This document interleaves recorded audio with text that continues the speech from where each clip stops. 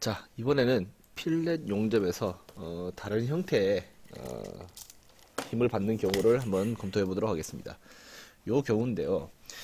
이 경우는 지금 용접을 이렇게 쭉 이 방향으로 했거나 아니면 이 방향으로 용접 길이 방향으로 용접이 되어 있겠죠. 그 방향과 그 용접 방향과 힘의 방향이 평행한 그러한 경우를 지금 검토해 보겠습니다. 이 경우는요. 여기서 보면 이렇게 것처럼 전단력만 발생합니다. 왜냐하면 이쪽 방향, 용접이 이렇게 생겼으면 이쪽 방향으로 가해지는 압축이나 인자 응력이 없죠. 그래서 전단력이 발생할 거란 얘기죠. 그런데 전단력이 어디서 발생하냐? 자, 용접이 이렇게 3차원 쪽으로 생겼죠. 이 삼각형, 이게 어떻게 생겼냐면 그 초콜릿 있잖아요. 그 토블론 초콜릿이라 그러나? 그렇게 삼각형으로 생긴 초콜릿 보신지 있는지 모르겠지만 그 초콜릿 상자처럼 생겼겠죠, 용접이. 그래서 어디에 전단력이 생기냐, 어디에 전단 응력을 우리가 분석해야 되냐, 여기를 분석해야 된다는 거죠. 요 넓이를. 그 이유가 뭐냐? 당연히 이 넓이가 가장 작기 때문이죠. 자, 옆에서 보면 요거, 그죠? 요게 한 면이고 이 옆쪽으로 용접 길이 방향으로 요렇게 되겠죠. 요 놈을 우리가 분석해야 된다. 왜냐하면 A가 넓이가 최고 작으니까. 그죠? 이 부분. 그래서 주어진 힘 F에다가 넓이를 나눌 때 그때 요 길이를 우리가 용접 길이에 곱해야 되는데 그게 바로 목두께라는 거죠. 우리 아까 목두께가 이 점에서부터 가장 짧은 길이가 있는 그 선이라 그랬죠. 그래서 목 부분이 T, 그리고 용접의 길이 L을 나눠주면, 자, 이거는 이 H 같은 경우는 모재 두께라 그랬죠. 아니면 용접이 이렇게 되어 있으면 이 부분 밑변 높이 이게 H라 그랬죠. 그래서 T를 H로 바꿔주면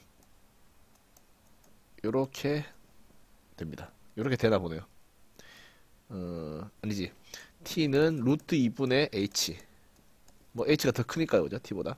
그래서 T 대신 만약에 H를 쓰고 싶다 그러면 T에다가 루트 2분의 H를 넣으면 이런 식으로 된다는 거죠. 그래서 결론적으로 1.414HL분의 F가 됩니다. 자, 이거는 이전 페이지에 요가 수치는 같아요. 수치는 같은데 똑같은 경우가 아닌 거죠. 이거는 힘이 수직 방향, 용접 방향과 수직 방향으로 작용되는 경우고, 이것은 용접 방향, 길이 방향과 같은 방향으로 힘이 작용되는 그러한 경우를 이야기하는 겁니다.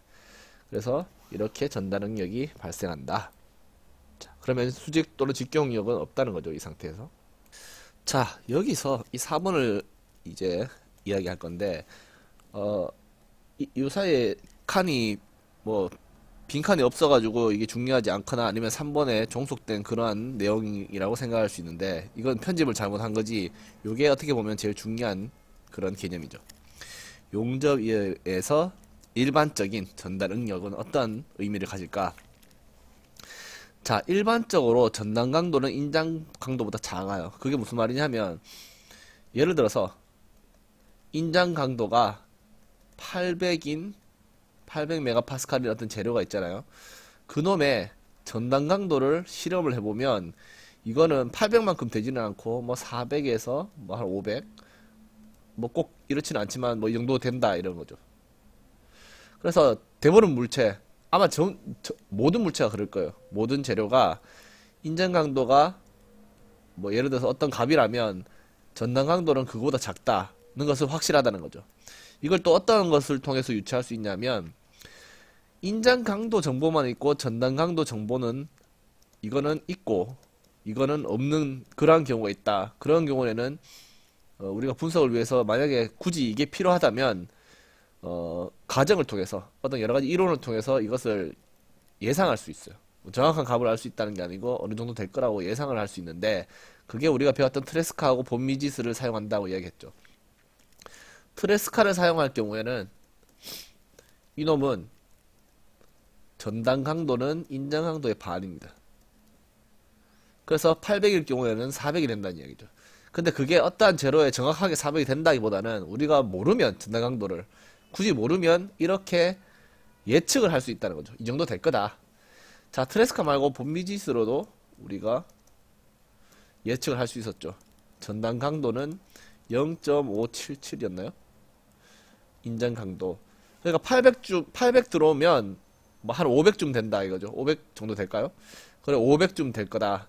자, 트레스카하고는 값은 좀 다르지만 이 이론을 썼을 때랑 이 이론을 썼을 때 나오는 전단 강도는 둘 다 예측이기 때문에 뭐 어떻게 생각하면 뭐 이게 맞을 수도 있고 어떻게 생각하면 이게 맞을 수도 있다. 이렇게 예측을 했죠. 근데 왜 이거를 예전에 학습했던 이 내용을 다시 제가 언급을 하냐면 트레스카든 본미시스든 어떠한 계산을 써도 인장 강도가 전단 강도보다 작을 리는 없어요. 그러니까 전단 강도가 무조건 인장 강도보다 작다는 이야기죠. 그래서 모든 물체는 전단 강도와 인장 강도를 굳이 비교하면 전단 강도가 더 작다는 이야기죠. 그래서 만약에 힘이 딱 주어졌는데 인장 강도가 예를 들어서 500 주어지고 아니 1000 주어지고 전단 강도가 1000 주어졌잖아요. 똑같이 주어졌잖아요. 그러면 파괴가 됐다면 이건 분명히 전단 파괴됐다는 이야기죠. 그 이유는 전단 강도가 더 작으니까 그 값이 전단 파괴에 더 빨리 도달했다. 단순하게 그죠? 이거는 상당히 직접적인 비교가 될 수 있다는 거죠. 그래서 같은 값이라면 전단 강도가 더 작기 때문에 전단 파괴가 일어날 가능성이 더 크죠. 뭐 가능성이 더 크다기보다는 당연한 이야기. 자, 두 번째는 자 우리가 앞 페이지에 봅시다. 자, 본미시스 이론으로도 분석했을 때 요거하고 요거 보세요. 똑같은 힘이 주어졌을 때 이 용접 재료에는 인장 강도보다 전단 강도가 더 크죠. 이 뒤에 거는 같으니까 1.196이 0.623보다 더 크죠.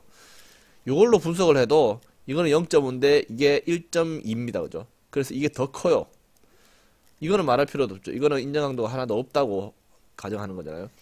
그래서 이 말이 무슨 말이냐 하면 똑같은 힘이 주어지면 인장 강도보다 용접부 내부에서는 인장 강도보다 전단 강도가 더 크게 나타난다는 거죠.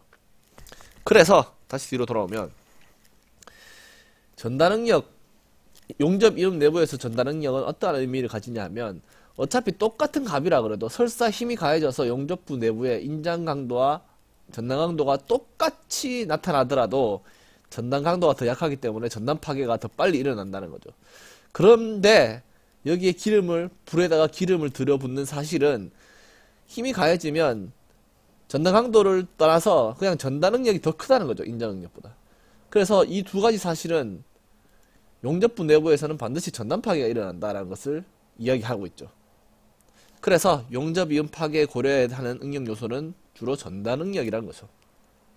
그래서 제가 뒷페이지에서 이런저런 설명을 하면서 용접 이음에서는 전단 파괴가 거의 반드시 일어난다. 그래서 전단 파괴에 초점을 맞춰서 분석하는 것이 완전 불합리하지 않다라고 이야기했던 게 요 사실 때문이라는 거죠. 자, 이번에는 또 다른 전단 능력 상태. 전단 능력 상태라기보다는 필렛 용접에서 또 다른 응력 상태가 어떤 게 있는지 한번 살펴보도록 하겠습니다. 이번에는 수평도 아니고 수직도 아니고 어떻게 보면 그 두 개를 섞은 것 같은 그러한 효과. 자, 요 그림에서 나오는 그러한 효과입니다. 이 큰 판에다가 요 작은 판을 붙였어요. 그러니까 이거하고 비슷하게 붙였다는 거죠.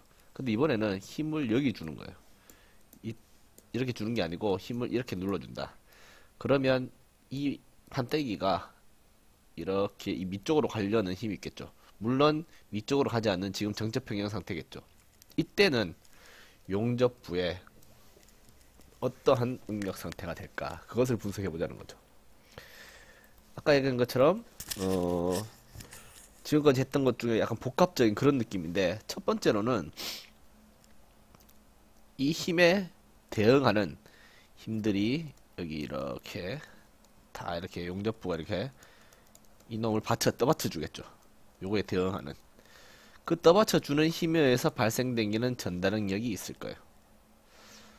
그리고 또 하나는 이것 때문에 이게 회전을 할 거 아니에요, 그죠? 만약에 저항하는 게 없으면. 그런데 요 힘에 의해서 회전을 하려고 그러는 것을 방해해주는 모멘트가 발생해야 된다는 거죠. 그거는 뭐 이 판때기의 어떠한 점이건 다 모멘트가 평형을 이룬다. 즉 모멘트 합이 0이 돼야 되겠는데, 여기서는 요 점을 기준으로 한번 생각해 본다면 요 거리와 요 힘을 곱한 모멘트에 반대되는 모멘트를 만들어주는 힘이 생기겠죠. 그래서 용접부 입장에서는 이 용접부가 만약에 그 모멘트를 막아준다면 용접부 입장에서는 각각 이 덩어리가 용접이니까 각각에서 다 여기에 수직하는 힘 방향으로 힘이 작용해야 된다는 거죠. 이거에 의해서 발생되는 응력도 있다는 거죠. 그래서 아까 전에 두 가지 응력이 있다 그랬죠. 두 가지 응력에 첫 번째는 힘을 떠받들어 주는 것. 그러니까 힘의 평형을 만들어주는 그 힘. 그러니까 힘의 평형을 위해서 작용하는 힘에 의해서 발생되는 응력. 그리고 두 번째는 모멘트 평형. 여기서 여기까지 이 F에서 발생되는 모멘트 평형을 이루기 위해서 발생되어야 되는 그 힘에 의해서 생성되는 응력. 그 두 가지 응력이 작용될 거예요. 그런데 여기서 지금 용접이 이쪽 방향이죠, 그죠? 그래서 힘이 이쪽으로 작용되고 있잖아요. 첫 번째 우리가 언급했던 힘의 평형을 위해서 필요한 힘. 그래서 여기서 보면 이것은 첫 번째 경우하고 비슷하거든요. 전 페이지. 요거 말고 바로 전 페이지. 그래서 요거 말고 바로 전 페이지에서는 인장 응력과 전달 응력이 둘 다 발생했죠. 앞으로 잠깐 가볼까요? 지금 이런 경우죠, 그죠? 이런 경우 이쪽으로 작용하니까. 그래서 봄미시스 또는 단순히 전달 응력 최대된 이 두 경우에서는 인정 응력과 전달 응력이 둘 다 존재해요, 그죠? 근데 뒷페이지에서는 전달 응력만 다루고 있거든요. 그래서 아마도 요거를 쓰지 않았을까. 그러니까 모든 하중이 전달력이 기여되는 이 경우를 사용해서 여기서 분석했을 겁니다. 자, 그래서 전달 응력, 힘에 의해서 발생된 전달 응력. 두 번째는 모멘트를 모멘트에 저항하는 그 전달 응력. 그래서 첫 번째 이 힘의 평형을 위해서 발생되는 응력은 주전단이라고 이름을 붙이고요. 두 번째 모멘트를 막아주는 이 전단 응력은 2차 전단이라고 부르고 있어요. 그냥 여기서 편의해서 불린 거지 이게 더 크고 이게 작기 때문에 주전단, 2차 전단으로 부른 건 아니라는 거죠. 그냥 편의해서 그렇게 나눠놨습니다. 자, 그래서 주전단은 좀 구하기가 쉬워요. 자, 어떤 힘이 주어지겠죠. 뭐 여기선 F니까 여기 V가 돼 있는 게 여기선 F겠죠. 그게 넓이만 나눠주면 되잖아요, 그죠? 그래서 목두께 용접 목두께 그 용접 길이를 곱해주면 된다는 거죠. 그래서 이 부분에는 지금 두 개가 지금 떠받들고 있죠. 용접 부분 두 개. 그래서 여기서 여기까지가 예를 들어서 L이라면 여기서는 L만 들어가는 게 아니고 2L이 들어가줘야 되겠죠, 그죠? 왜냐하면 두 길이 L이라는 길이의 용접부가 두 개가 이 힘을 떠받들고 있기 때문에 이게 두 배가 돼야 되는, 마치 두 배의 길이가 있는 용접부처럼 작용돼야 되겠죠. 뭐 그렇게 단순히 나눠주면 주전단이 나와요. 그래서 이건 별로 어렵지 않겠죠, 그죠? 그래서 여기서 힘을 그대로 목두께에 나눠주고 있죠. 그렇기 때문에 제가 요 앞에서 했던 이거를 지금 여기서 취하지 않았나, 이 관점을 취해서 분석하고 있지 않냐. 여기서는 이 면적이 최소 45도 요 부분의 목두께를 그냥 나눴죠. 힘의 목두께를 그냥 나눴죠. 그래서 이걸 쓰고 있다. 자, 두 번째 2차 전대, 2차 전단. 이것도 마찬가지예요. 두 번째 2차 전단을 가만히 살펴보면 다 안 지워졌네요. 자, 설명이 좀 장황해지고 있는데, 두 번째 전단 응력도 사실 이거에서 여기 이 모멘트가 발생하겠죠. 이걸 막아주는 모멘트가 이 판에 생길 거고, 그 용접부 입장에서는 또 이 방향의 모멘트가 걸려줘야 되겠죠. 그래서 사실 여기 이 점을 위주로 보면 이쪽으로 힘이 가해져야 돼요. 이 점을 위주로 보면 이렇게 가해져야 됩니다. 중간에서부터 수직해야 되겠죠. 수직. 그래서 주전단이 용접부 모든 부분에 똑같은 크기라면, 그러니까 이거 하나만 구하면 모든 거에 다 똑같으니까 다 주전단은 다 같아요. 그런데 2차 전단은 보는 것처럼 여기서 여기까지 길이가 다르죠, 그죠? 여기서 여기까지도 길이가 다르죠. 그리고 방향도 다르죠. 그래서 2차 전단은 위치에 따라서 달라져요. 주전단이 위치에 따라서 다 상관없이 다 같다면 2차 전단은 위치에 따라 달라집니다. 그래서 결과적으로 어떠한 위치의 전단 역이라는 것은 이거 두 개의 합성이거든요. 자, 전단력, 응력 또는 힘은 벡터잖아요, 그죠? 그래서 크기뿐만 아니라 방향을 가져요. 그래서 이거 두 개를 합칠 때는 벡터 합. 그래서 이 벡터 합을 하면 크기와 방향을 가진 또 다른 값이 나온다는 거죠. 그게 그 점의 진정한 전단력인데, 전단 응력인데, 그것은 2차 전단의 위치에 따라 다 다르기 때문에 최종 벡터 합, 최종 전단력을 나타내는 벡터 합도 위치에 따라서 다 다릅니다. 그래서 우리는 여기 이놈의 전단 응력을 구할 때는 어떠한 점을 딱 특정해서 그 점의 2차 전단을 따로 구해서 벡터 합을 구해야지 결국 그 점의 벡터 전단 응력이 나온다는 거죠. 그래서 이러한 주전단과 2차 전단의 벡터 합을 계산해야 되는 이러한 형태의 용접부의 전단 응력을 구할 때는 모든 점을 구하는 것은 불가능하기 때문에 내가 어떠한 점을 찍어서 분석을 해야 돼요. 어떠한 점을 찍을 것이냐, 제일 클 것으로 예상되는 곳을 찍어야 된다는 거죠. 자, 이 그림에서는 지금 용접부가 여기가 용접부라고 가정합시다. 그럼 여기를 중심으로 여기 뭐 예를 들어서 여기 어느 곳을 할 것인가 선택을 하자면 여기보다는 여기가 낫겠죠. 왜냐하면 더 멀잖아요, 그죠? 그래서 모멘트가 더 클 거죠, 이거보다. 물론 여기도 당연히 아니겠죠. 이게 이거보다 더 크니까, 그죠? 이렇게 모서리라든지 꺾인 점이라든지 이러한 점이 제일 클 거예요. 아니면 제일 두드러지거나. 여기는 아니겠죠. 그래서 만약에 제가 이걸 분석해야 된다면 요 네 점을 한번 분석을 해볼 거다. 자, 이거랑 맞은편에 있고 완전 크게 같다는데 이걸 왜 분석을 해야 될까?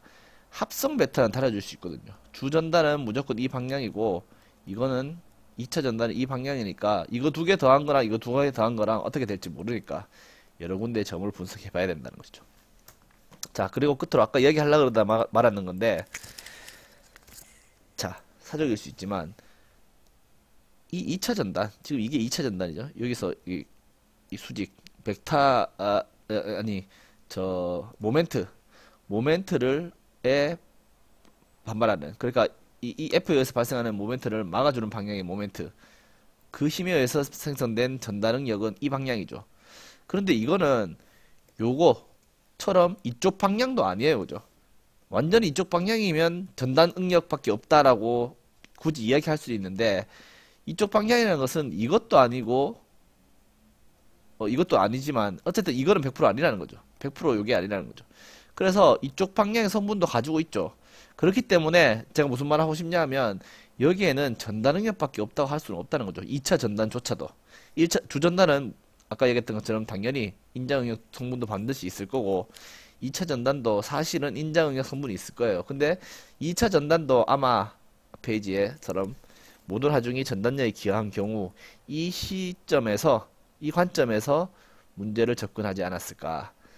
그래서 여기서는 무조건 목두께를 나눴죠.